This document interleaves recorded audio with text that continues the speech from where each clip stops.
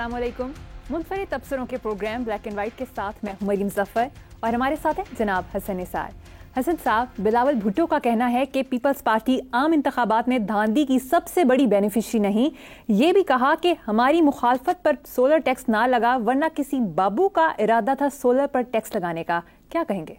सुभान अल्लाह जी, मैं बिलावल को मैं अप्रिशिएट करता हूँ। उसने बड़ी खूबसूरती से इनको चौक में उरियां कर दिया। जुमले पे गौर करो ना, सारी बात समझ आ जाएगी। उसने कहा है कि पीपल्स पार्टी धांधली की सबसे बड़ी बेनिफिशरी नहीं है। यार सुभान अल्लाह, मैं बिलावल से इतनी बारीक और इतनी खूबसूरत बात की तवक्को नहीं करता था, सच्ची बात। यानी सबसे बड़ी बेनिफिशरी नहीं है फॉर्म 47 फेम। पीपल्स पार्टी का तो एक अपना गढ़ है ही है, तो कुछ जानता नहीं। पंजाब में ये फारग हो चुके हैं, तो बड़ी ही खूबसूरती से उसने वेल डन बिलावल, इन्हें इसी तरह एक्सपोज करना जारी रखो। ये अवाम दोस्ती है और ये नेकी है, और इसी को सियासत कहते हैं। इन लोगों को बेनकाब किया बिलावल ने, उसका बहुत शुक्रिया अवाम की तरफ से भी, मैं पंजाब की तरफ से भी मैं उसका शुक्रिया अदा करता हूँ। दूसरी बात जो की है उसमें बिलावल थोड़ी डंडी मार गया है। दूसरी बात उसने ये की है कि सोलर एनर्जी पे टैक्स लगाने का इरादा किसी बाबू का था। बाबू का नहीं था बिलावल, भेड़ियों का था। बाबू बेचारा किस खाते में होता है? ये तो ग्लोरीफाइड क्लार्क्स होते हैं, बाकी अपनी अपनी वारदातें हैं उनमें ये माहिर होते हैं, वो करते हैं। अदरवाइज बेसिकली ਇਹ ਉੱਥੇ ਕੀ ਢੋਣ ਨੂੰ ਰੱਖੇ ਹੁੰਦੇ सियासतदान। बाबू का क्या काम? किसी चमचे कड़चे ने को किया होगा, वो तो कोई बात नहीं। असल बात ये है कि ये कम्युनिटी ये बताते खुद ये इस बात के जिम्मेदार हैं, और मैं ये बात पहले भी सुन चुका हूँ। लेकिन बहरहाल हल्की सी डंडी मारने के बावजूद बिलावल ने इसकी तस्दीक कर दी है कि ये सोलर पर भी, और तुम बच्चों की पैदाइश पे लगाओ, चलो को फायदा तो हो, आबादी कंट्रोल होगी। यार ये कैसे भयानक लोग हैं। बच्चों की पैदाइश पे लगाओ, खुदा की कसम मैं उसके हक में टूरी कैंपेन चलाऊंगा। मेरा दिल करता है, ये जरूरी है। और तुमसे तो ये ही नहीं संभाले जा रहे। माल्थस की थ्योरी ऑफ पॉपुलेशन पढ़ो, हम पे खास तौर पे अप्लाई होती है। 10 साल के बाद ये पॉपुलेशन कहां होगी? होश करो, इन पे लगाओ टैक्स, बच्चों की पैदाइश पे, सोलर एनर्जियों पे टैक्स लगाने वाले लोग ये बहरहाल कीमत चुकाएंगे। आज नहीं तो कल बहुत भयानक कीमत चुकानी पड़ेगी इनको। आगे चलें आप। बिल्कुल ठीक है, आगे चलते हैं साहब। किंगडम ऑफ नेदरलैंड्स यानी हॉलैंड के 14 साल रहने वाले वजीर आजम अपने ओहदे से सबकदोश होने के बाद साइकिल पर सवार होकर घर रवाना हो गए। क्या तबसरा करेंगे इस पे? सुभान अल्लाह, यार क्या बात है। खुलफाए राशिदीन के किस्से कहानियाँ इन्होंने हमें सुनाने के लिए रखी हुई हैं, उन पे अमल करने के लिए नहीं। कि हज़रत उमर बिन अब्दुल अजीज़ जब वो कैबिनेट मीटिंग, उसको कैबिनेट मीटिंग ही कहेंगे ना, वो जो सरकारी गुफ्तगू ख़त्म हुई, ज़ाती हालचाल पूछना शुरू किया, आपने चिराग बुझा दिया। ये जो आप बात कर रहे हो कि हॉलैंड का 14 साल वज़ीर आज़म ने साइकिल पे घर गया, और घर भी उसका कोई अपार्टमेंट वगैरह होगा, मुमकिन है उसकी किस्तें अभी रहती हैं, लीजिंग वगैरह के चक्कर में इसने को बना लिया हो बेचारे ने। तो उसने को कमीशन के बैक टीटियां मीटियां तो ज़ाहिर है उसकी नहीं थी। जिस तरह उनका वजीर आजम गया है, इस तरह हमारा यूसी काउंसलर भी नहीं जाता। जैसे महज़ब मुल्कों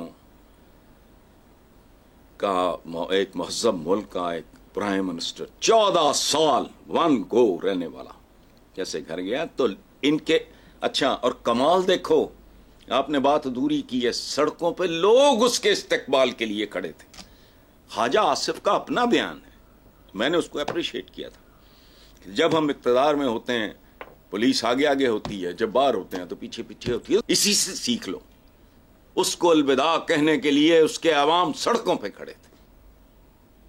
ये है प्रोटोकॉल। लेकिन बार और एक बात बताऊं मैं, ये मिर्चें बड़ी लगेंगी बहुत से लोगों को, اس خطے کا مسلمان 900 پلس سال کی غلامی کے بعد آج بھی ذہنی طور پہ پست، بھوکا اور غلام ہے۔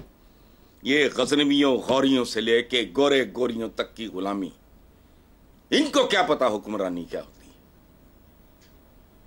یہ حکمرانی کو کیا کہا تھا مریم نے؟ حکمران خاندان۔ وہ حکمران خاندان تو پتہ نہیں کیسے ہوتے ہیں، یہ ایسے ہوتے ہیں، سائیکل پہ جاتے ہیں، عوام کی محبت لیے جا رہے ہوتے ہیں، چونکہ وہ جانتے ہیں انہوں نے مر جانا ہے۔ کھرپتی بھی ہوں گے، کدھر گئے اس دنیا کے بے شمار کھرپتی؟ ہم لسٹیں چھاپا کرتے تھے دھنک کے زمانے میں، ان میں سے کسی کا نام و نشان نہیں رہا۔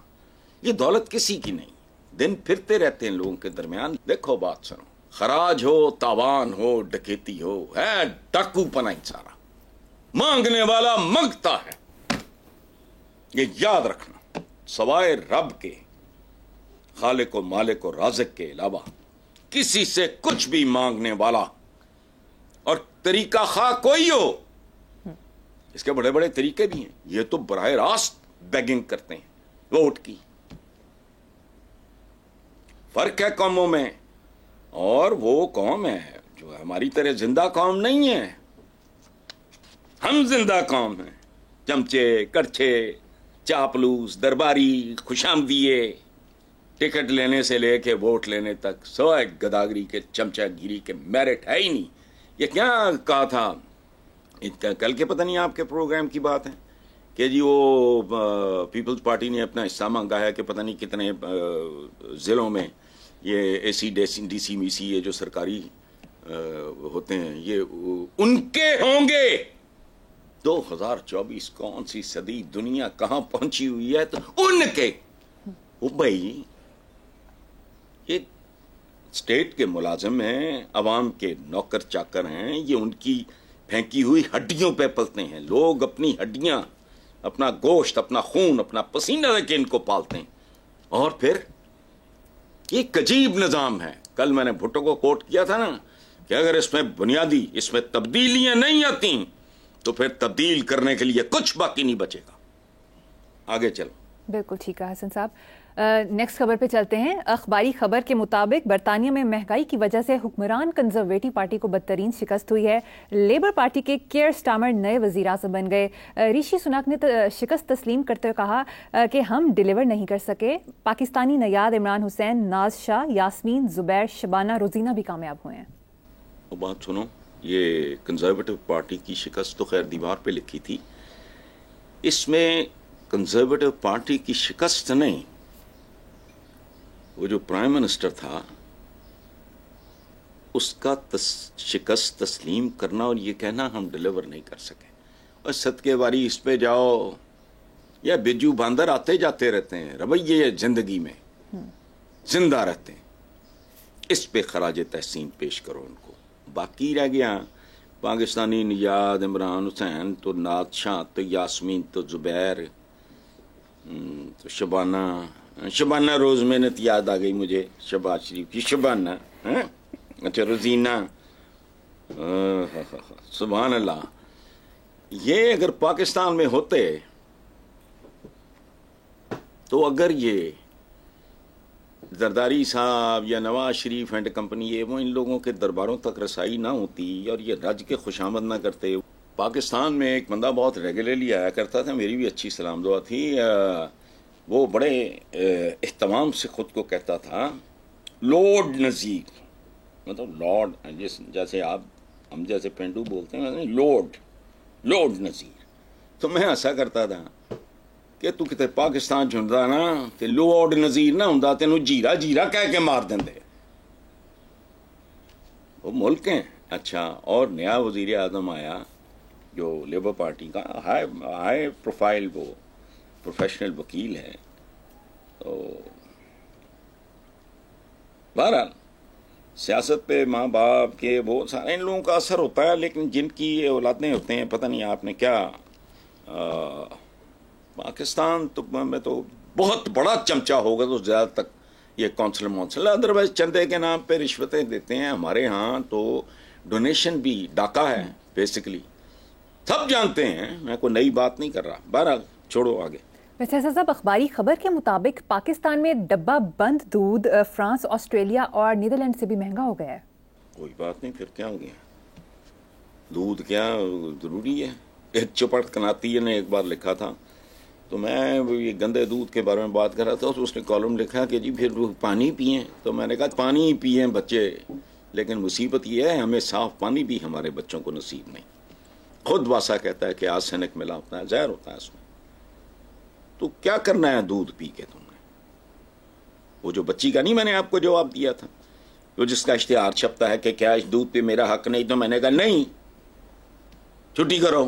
پتہ بھی ہے سارا کچھ، اس کے باوجود ایکسپلائٹ کرنا کس کو؟ جو بیچارہ کر کچھ نہیں سکتا، وہ گھر بیٹھ کے کٹ سکتا ہے، وہ کٹتے ہیں لوگ. تمہیں نہیں پتا کہ نہیں ہے حق اس کا؟ کیا وزیر اعظم فلانیاں میرا بند ڈبے کے دودھ پہ حق نہیں ہو؟ تیرا تو گندے دودھ پہ بھی حق نہیں بھائی.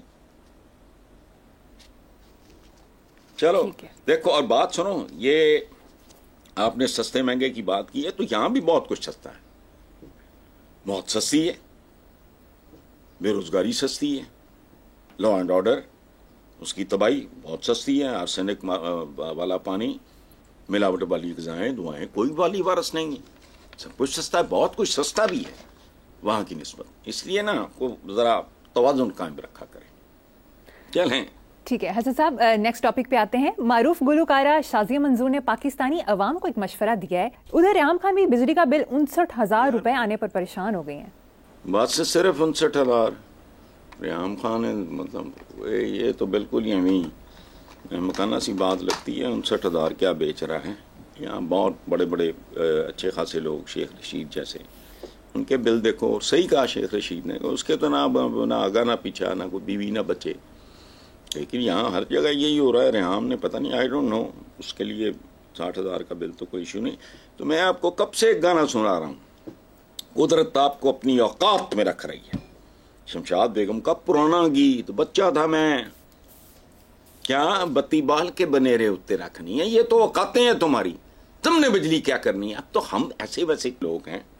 سیل فون میں تو سوچتا ہوں بعض اوقات کہ ممکن ہے یہ خبر آ جائے کہ فلاں کے گھر میں بچہ پیدا ہوا، اس کے ہاتھ میں سیل فون تھا. بجلی، گیس، وہ پاتھیاں جلان والے کنا تڑپتے پھرتے ہیں. بجلی، گیس کدی دادی اماں نے دیکھی سی یا پردادی نے؟ بجلیاں جلانیاں، بتی بال کے تے بنیرے تے رکھ، کتے پتہ نہیں اور ماہی بھول نہ جاوے گھر میرا. اوقات ہے تہاڈی، کوئی گل نہیں. اپنے آنے والی تھان تے واپس جا رہے ہو، موج کرو. ویسے حسن صاحب، خورشید شاہ نے کہا ہے کہ لوگ بل ادا کرنا شروع کریں، بجلی سستی ہو جائے گی. یہ بڑی انوکھی منطق ہے. خورشید شاہ خود بھی تو انوکھا ہی آدمی ہے نا. یہ وہی ہے نا پارلیمنٹ. تو بس جو تلفظ ہے، بیان ہے کہ بل دینا شروع کریں تو یہ وہ. باقی خورشید شاہ صاحب کو یہ سمجھ لینا چاہیے، اگر ان کا اشارہ ہے بجلی چوروں کی طرف، تو جن کے حکمران ملوث ہوں بڑی بڑی وارداتوں میں، نیچے نہیں. جو عوام ہوتے ہیں یہ اپنے حکام کا، اپنے حکمرانوں کا عکس ہوتے ہیں. گلیشیئر پہاڑوں سے پگھلتے ہیں تو پانی نیچے آتا ہے. اس میں اگر زہر ملا ہوگا تو پانی نیچے ندی نالوں میں بھی زہریلا ہوگا. صبح اگر بجلی کے بل دینے کو بند، یہ ملک چلی 2 نمبر اکانومی پہ چل رہا ہے، سب کو پتا ہے. کوئی اچھا بات بھی نہیں ہے.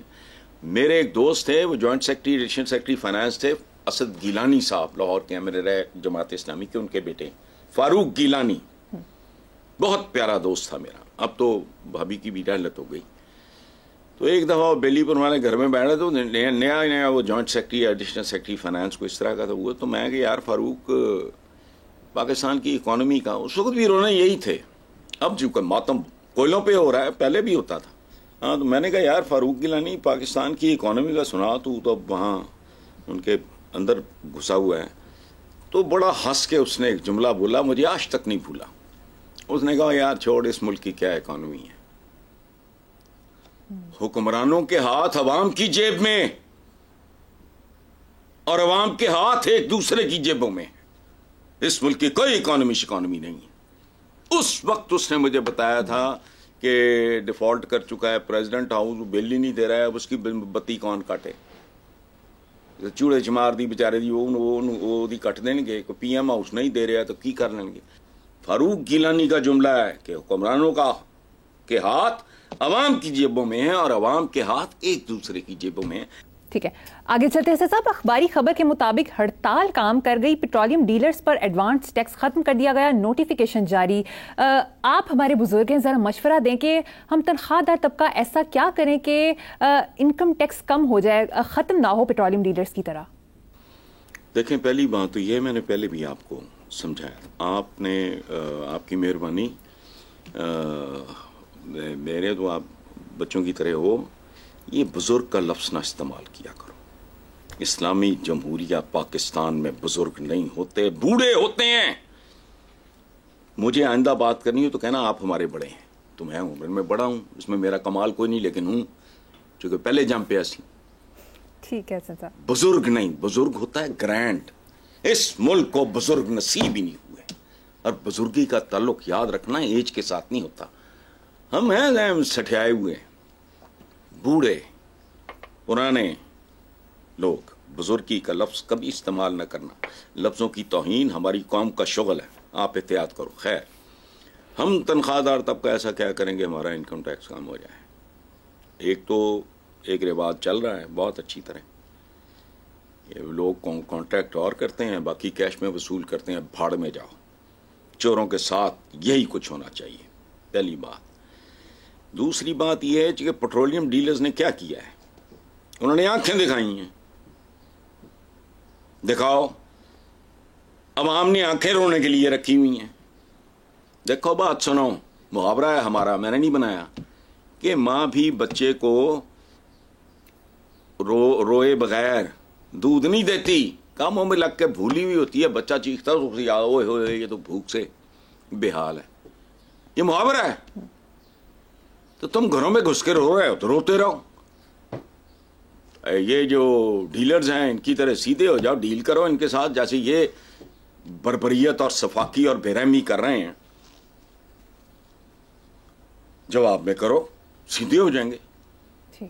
جو تگڑا ہوگا وہ جیت جائے گا. تگڑے عوام ہیں, کوئی شک نہیں. وہ کینیا شینیا جو بھی تھا, وہ سیوں کالیاں پیلیاں تو بھی گئے گزرے ہیں, ورنہ بھگتو اور رو, کھل کے رو, تاکہ تمہیں دودھ ملے. سوتیلی ماں کو تم پہ رحم آئے. سگی ماں دودھ نہیں دیتی بچہ جب تک روتا نہیں ہے. تم میں گھروں میں بیٹھ کے ٹسوے باہر رہے ہو تو بیٹھے رہو, باز ہی نہیں آئیں گے. یہ یہاں بھی نہیں رکیں گے.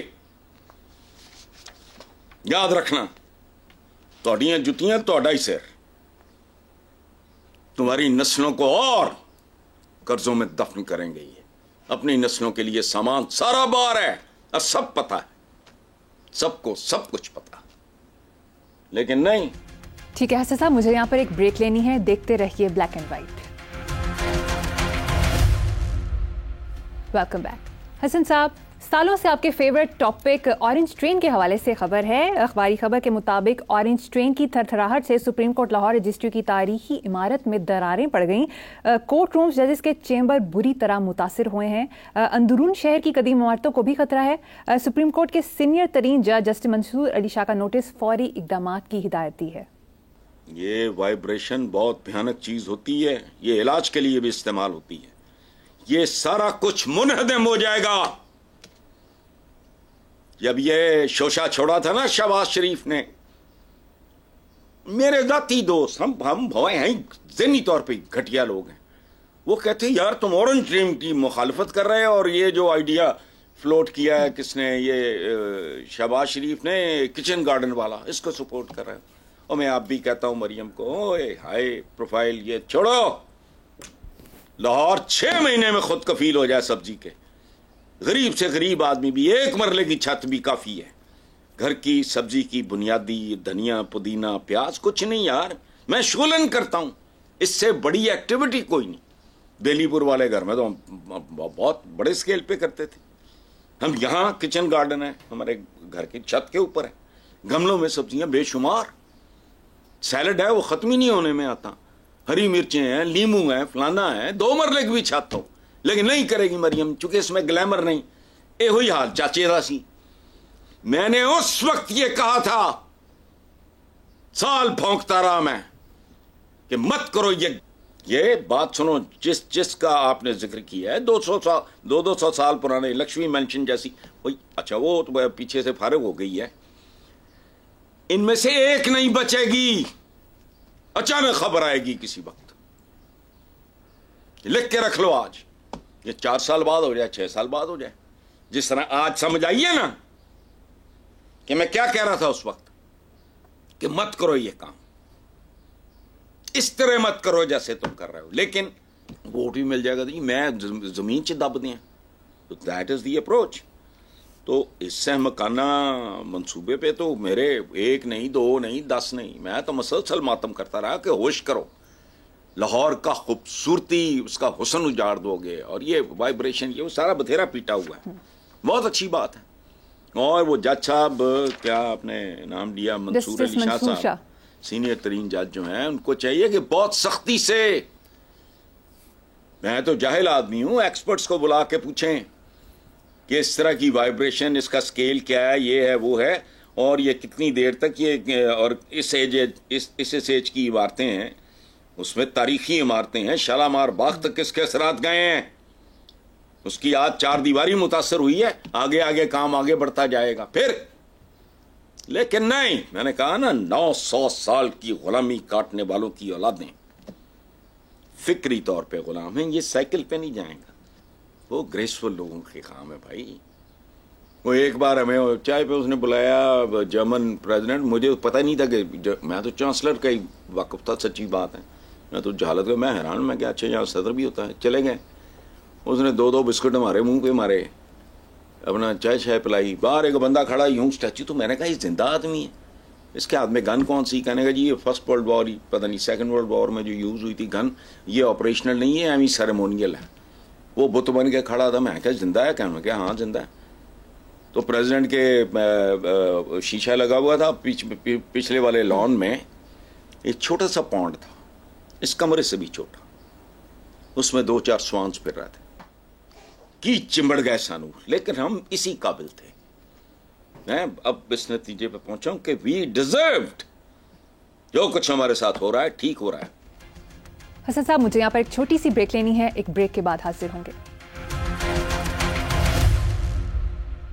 Welcome back. حسن صاحب, امریکی ایوان نمائندگان سے بھاری اکثریت سے منظور ہونے والی قرارداد کے بعد اقوام متحدہ کی انسانی حقوق کی تنظیم نے بانی پی ٹی آئی کی گرفتاری اور ان پر بنائے گئے مقدمات کے حوالے سے تشویش کا اظہار کیا ہے. اعتزاز اسد صاحب نے کہا ہے کہ امریکی قرارداد سے نون لیگ کی پریشانی صاف عیاں ہے, نون لیگیوں کو فارم 45 کی لاش دریافت ہونے کا ڈر لاحق ہو گیا ہے. لاش تو نکلے گی بھائی, آج نہیں تو کل نہیں تو پرسوں. ڈی این اے سے پتہ لگ جائے گا ہے کون ہے. لاش گل سڑ بھی گئی ہو تو پتہ لگ جائے گا. اور یہ وہاں تو نہیں رکا کام. اور یہ جو کہہ رہے ہیں مداخلت کر رہے ہیں, کیڑی مداخلت ہوئی؟ تسی بھی IMF جا کے نہیں مداخلت کر رہے, وہ تو ایک ٹول ہے امریکہ کا. بیکاری, ہتھیار بھی ان کے, اوزار بھی ان کے, آلات بھی ان کے, سارا کچھ ہی ان کا. میں مداخلت, گلوبل ولیج ہے, اوے کوئی مداخلت نہیں. وہاں جا کے ڈنڈ بیٹھ کے لگاتے ہیں, ناک سے لکیریں کاٹتے ہیں. اچھا پی ٹی آئی کی, جی وہ پی ٹی آئی کی کامیابی, یہ پی ٹی آئی کی کامیابی نہیں ہے, یہ الیکشن کمیشن یا جو بھی کرتے دھرتے ہیں ان کی ناکامی یا بد انتظامی ہے. سیدھی سادی بات ہے. جی فارم 45 کی لاش, وہ تو نکلنی ہے, آج نہیں تو بعد اوقات بندہ ڈوبتا ہی آیا, لاش نکلتی ہے 50 میل لگے, تو پتہ نہیں 5 سال بعد 7 سال بعد پتہ لگ جائے گا. اور پتہ ہے آج بھی, اس کی تصدیق ہونی ہے, اٹیسٹیشن ختم. یہ اور معاملہ یہاں اب رکے گا نہیں, یہ بھی ذہن میں رکھ لیں. وہ ٹرمپ گجر آ گیا نا, ٹھیک ہے, یا ٹرمپ خان کہہ لو, ٹرمپ بٹ کہہ لو, پتہ نہیں. پھر ٹھیک ہے حسن صاحب، خواجہ سعد رفیع کا بیان شامل کریں گے. انہوں نے کہا ہے کہ اقتدار کی جنگ پھیلتے پھیلتے جنگل کی آگ بن چکی ہے اور کوئی فریق سوچنے سمجھنے بیٹھنے، غلطی ماننے یا پیچھے ہٹ کر آگے بڑھنے کو تیار نہیں ہے. کیا کہیں گے؟ بالکل خواجہ سعد رفیع نے ٹھیک کہا ہے. میں 100% معاملہ اس سے بھی مجھے زیادہ بھیانک لگ رہا ہے. اور ایک بات ذہن میں رکھنا کہ جنگل کی آگ جو ہوتی ہے یہ آپ کے لیے نہیں، یہ بیسیکلی خواجہ سعد رفیع کے لیے ہے. اس میں صرف درخت، پودے، پرندے اڑ جاتے ہیں، جانور وغیرہ جو ہیں وہ جلتے ہیں، وہ بھی کچھ بھاگ جاتے ہیں، کچھ جو نہیں جو پھنس جاتے ہیں. سو جنگل کی آگ تو یہ ہے. اچھا، جنگل میں آگ پھیلتی ہے تو اس کے نتیجے میں جو نیا جنگل پیدا ہوتا ہے وہ زیادہ گھنا اور خوبصورت ہوتا ہے. اس کی راکھ وہ ایک لمبا کام ہے. اچھا، اور ایک بات یاد رکھنا، صرف درندے ہی نقصان اٹھائیں گے، عوام بڑی ڈھیٹ چیز ہے. پوری دنیا کی تاریخ اٹھا کے دیکھ لو، فرعون ختم ہو گئے، مصری موجود ہیں، کئی سیولائزیشنز لوگوں نے نام بھی نہیں سنے. ان کا کہا وہ ایک ڈائجسٹ میں کہانی چھپتی تھی، وہ لوگوں کو پتا ہوگا، ان کا بھی ایک سیولائزیشن تھی. لوگ موجود ہیں، حکمران مر گئے، مغل ختم، ہندوستان بھرا پڑا ہے. ہندوستان، پاکستان، بنگلہ دیش، عوام موجود. صفویز آف ایران ختم ہو گئے، آٹومنز ختم ہو گئے، نام و نشان ہی مٹ گیا. 620 سال 3 کانٹیننٹس پہ حکومت کرنے والوں کا نام و نشان مٹ گیا. ترکی موجود ہے، ترک موجود ہے ماشاءاللہ. تو حال یہ جب اس جنگل میں آگ لگی تو درندہ نہیں پھر بچتا. آج لگتی ہے، کل لگتی ہے، میں نہیں جانتا، لیکن درندے پھر باقی نہیں رہیں گے. عوام مرتے کبھی نہیں، یہ پوری تاریخ گواہ ہے اس بات کی. عوام کو موت نہیں آتی. ویری ویل سیڈ حسن صاحب. پروگرام کا وقت ختم ہو گیا. اسی نوٹ پر اپنے ناظرین سے اجازت چاہیں گے. آپ سے ملاقات ہوگی انشاءاللہ نیکسٹ ویک. اللہ حافظ.